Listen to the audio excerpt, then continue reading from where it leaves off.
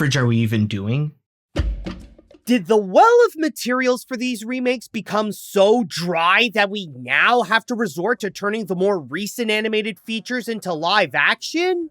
Listen, I get that there is still a demand for these types of films. Say what you will about them, I know I'm not a fan, but they could still be major box office hits. In fact, How to Train Your Dragon and Lilo & Stitch from the year prior is proof of that.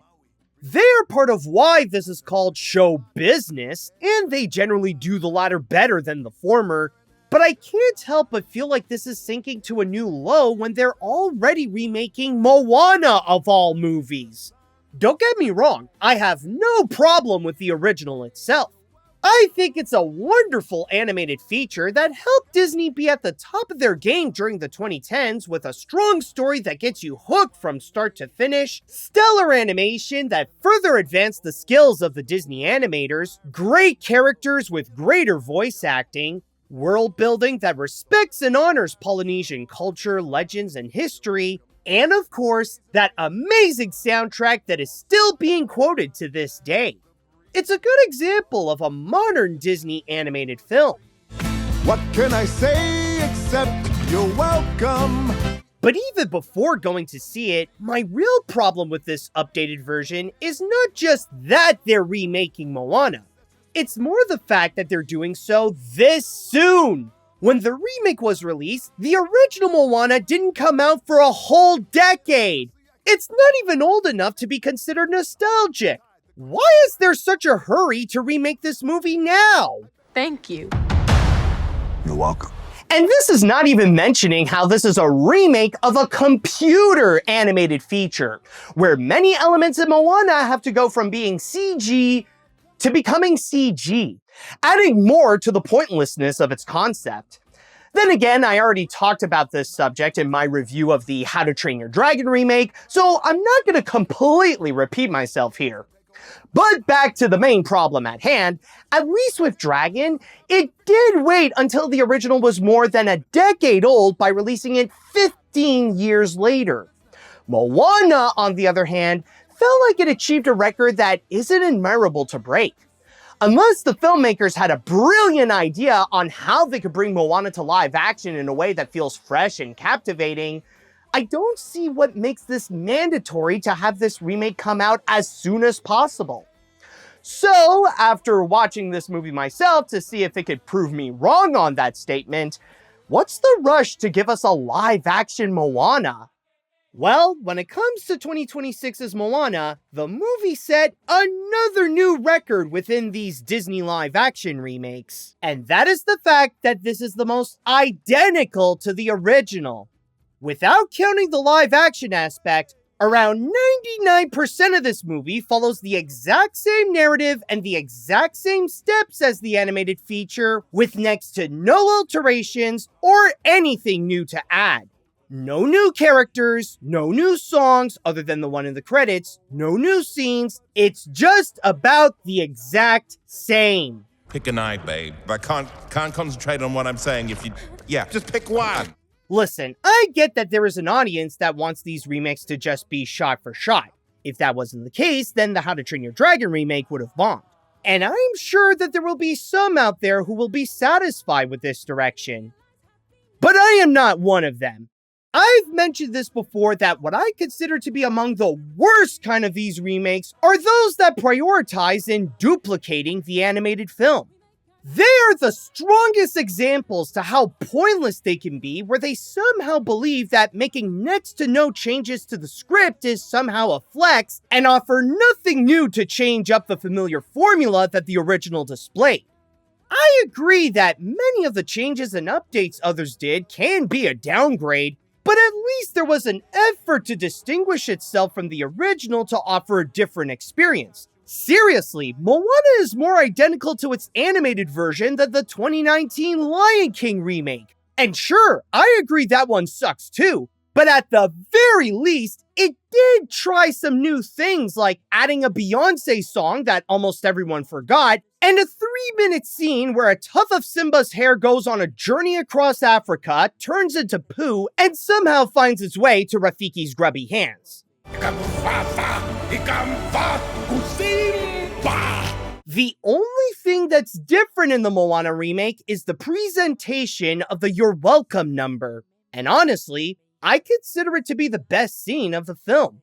It found a new way to be playful with the colors and the blend of 2D and 3D animation in a style that deviates from the original while still maintaining what made the song memorably fun. What can I say except you're welcome? But outside of that, the rest is uninspiringly the same. I'd even say that uninspiring is a good word to describe the direction. It always has this sense that the movie's main priority is to copy the 2016 film, and the reason for its actions are just because that's what the cartoon did. And yet, while the remake tries to imitate it, it doesn't comprehend why those scenes work. Since its intentions don't feel genuine with each scene it executes, it doesn't share what made the original emotionally engaging, and whatever moments that made the animated film feel strong and exciting, the remake just feels hard to connect with whatever's going on because the intentions of the craftsmanship doesn't feel genuine. Listen, princess, if you're gonna do this, you gotta go through a whole ocean of bad. But let's be honest, as much as the existence of this thing alone can cause some to shout at their screens going, Why? Why? Why? I think we all know why this exists. We know who is mainly responsible for letting a Moana live-action remake happen. And no, it's not Disney, but Maui himself. We are so excited and happy to announce that a live-action reimagining of Moana is in the works. Yes, as of this review, Dwayne Johnson is still one of the biggest names in Hollywood. However, his star power isn't what it used to be, and the movies he's been featured in aren't drawing massive crowds like before. Lately, it's as if he's been trying to claw his way back to the top with tactics like bringing back his old franchises such as the Jumanji reboot. But there is no better example of this than the Moana remake, especially when he's not just reprising his role as Maui, but is also credited as the film's producer with his company, 7 Bucks Productions, involved. And how does he present this new form of the great demigod? The gods have given me a boat! Oh my goodness, I gotta say, at least this is the most unintentionally funny Disney live-action remake. Well, hello, tiny human. Not too sure why they thought I needed you. To his credit, he is one of the better actors in the film. He was able to play Maui well like he did in the animated film. But the thing with Johnson reprising his role in the live-action version is a strong highlight to the problems with these remakes. Sure, some could argue that he's past a bit of his prime, but he's still one of the most recognizable actors today. Whenever he's on screen, I don't see Maui. I just see The Rock having a midlife crisis. Considering that Maui's personality was influenced by Johnson, he's mostly being himself throughout the picture, which makes it distracting that this version of Maui is completely Dwayne Johnson, except now he has a wig that is anything but Dwayne Johnson. You're so amazing. Look at the definition. It's girls. It's true, I do have beautiful hair. And this makes it weirder when you add Mini Maui into the equation. It's nice that he's still presented as the hand-drawn animated tattoo who is Maui's comedic buddy, but there is a massive drawback with him.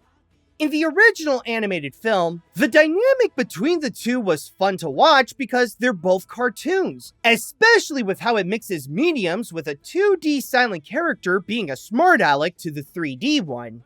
In the live-action version, the problem is not Mini Maui himself. It's the fact that it's on Dwayne Johnson's body, and it causes the film to repeatedly zoom in way too close to his chest. You know how in You're Welcome, Maui says, I know it's a lot, the hair, the bod. That's a great way to describe having Dwayne Johnson as a live-action Maui. The hair and the bod are indeed a lot. So it goes like this. Maui, shapeshifter, demigod of the wind and sea, hero of men. But there is something that's worth addressing when it comes to this picture. If you've been around social media lately, there is a good chance that you've seen this claim be thrown around. And since we're already here, why don't we look deeper into this and actually answer the question, is there AI in this movie? Maui's not spelled with a we, it's spelled with an I. Are you kidding? Nowadays, it's quite common for people to call something AI slop whenever they see something that looks like low quality, regardless if it was actually made with AI or not. Not to mention that it's an accusation that just about every new Disney movie receives to hype up the hate for them. Well, after doing some research on the case, the answer is apparently almost. According to reports, the company considered using it to deepfake Dwayne Johnson's face and put it on his body double, as well as also using it on Tron Ares, but they ultimately abandoned those plans due to not having full ownership of it and avoid having a PR nightmare. So, unless there is evidence that proves otherwise, looks like there's no AI actually used in the Moana remake. But hey, if you're still looking to go and destroy some real AI slop, I recommend taking down Twitter. Considering the kind of slop that's being made in there, it's rather shocking that not enough anti-AI people are boycotting it. We gotta go through a whole ocean of bad. But when it comes to the visuals of 2026's Moana, I'd say that it's pretty mixed. Of course, as a Disney live-action remake, there are some CG nightmare fuel that try to apply a hyper-realistic look onto some cartoony designs like Tamatoa, Te Fiti, Maui Sharkhead, and... That chicken is not dumb, by the way, it just wants to be out of its misery. But while those can look either weird or laughably bad, considering how low the standards of these are, I'd honestly say that this is one of the better looking remakes. While some miss their mark, there are other CG creatures that look fine, whether it be Te Kā, the Kakamora, Pua, or Maui's other transformations. That, and it does well to visually bring Moana's Polynesian environment to live action. The backgrounds are grand and capture the feel of their respective environments, the costumes are very nice, and the cinematography is great to recreate the shots from the original, even when it comes to the more elaborate ones. In terms of the craftsmanship on its own, it is well built. But is that enough to impress some people to change their minds about this live-action remake? No. What are you doing? Escaping? The heart is that way. We'll never get it. Even when it has elements that it did right, there is one problem that holds everything back, and that is the fact that it's a remake of an animated film. And just like with having Dwayne Johnson as a live-action Maui, it highlights the general problems with these live-action remakes. When making the transition, it loses all of its traits of what makes animation fun to watch. The colors are all desaturated where it's not as pleasant to see. The more fantasy elements don't look like they belong in the same world where it's just CG interacting with real people pretending that it's there. Even the acting and choreography is much less dynamic that ultimately makes the personalities less interesting, even if the people are good singers. I will say that there are some performances that I like, such as Johnson, Rena Owen as Grandma Tala, and Jermaine Clement coming back as Tamatoa. But then there's Catherine Lagaaya, who I find to be okay at best as Moana. Listen, I get that Ali Cravalho set the bar very high with her phenomenal performance in the 2016 movie.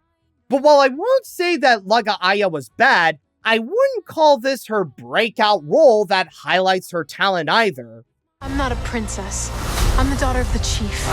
Leader of my people. But my point is that even if it was able to make the most out of the endless resources it had, the concept of turning an animated feature into a live-action movie alone immediately gives this a downgrade where the experience isn't as strong as it was before, especially when the story was made for animation in the first place.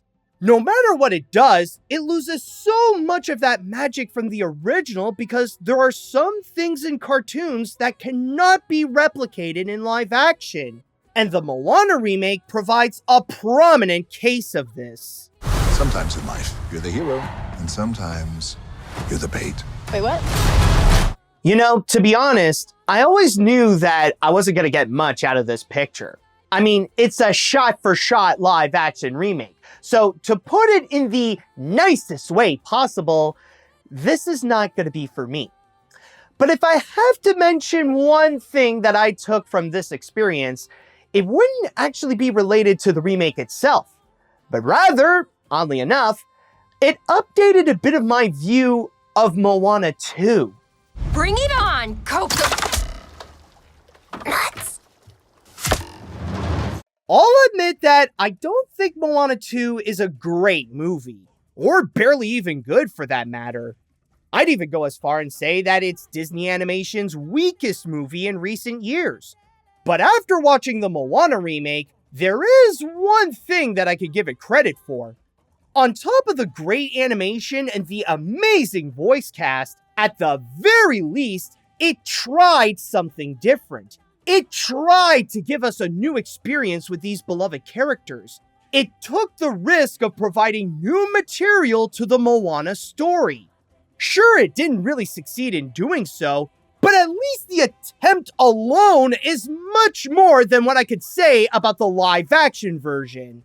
The 2026 remake of Moana is Disney's equivalent to 2025's How to Train Your Dragon. And by that, I mean that it's so identical to the original that I not only consider it as one of the most pointless remakes, but also one of the worst. Sure, it's not the worst movie of the year, and there are some well-done things to find here, like some good acting, and it can be a nice-looking picture from time to time, but as a shot-for-shot remake, it's hard to see this as anything else than just an inferior version of something that we've already got less than a decade ago.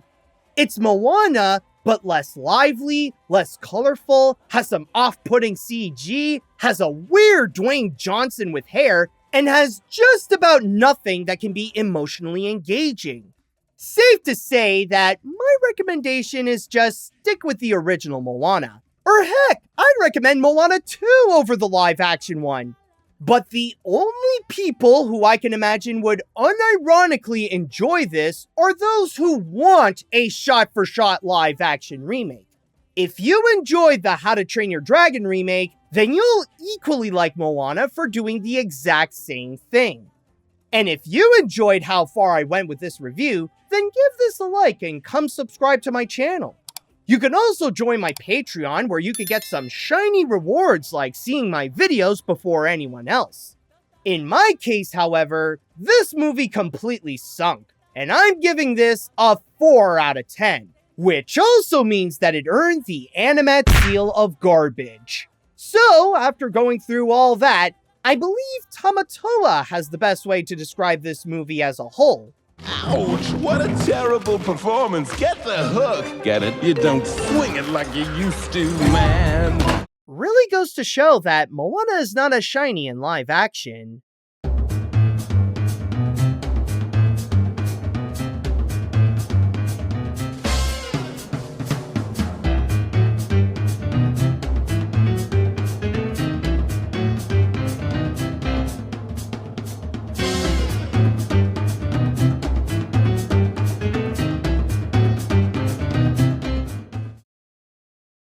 There is no escape. Oh, there is one escape.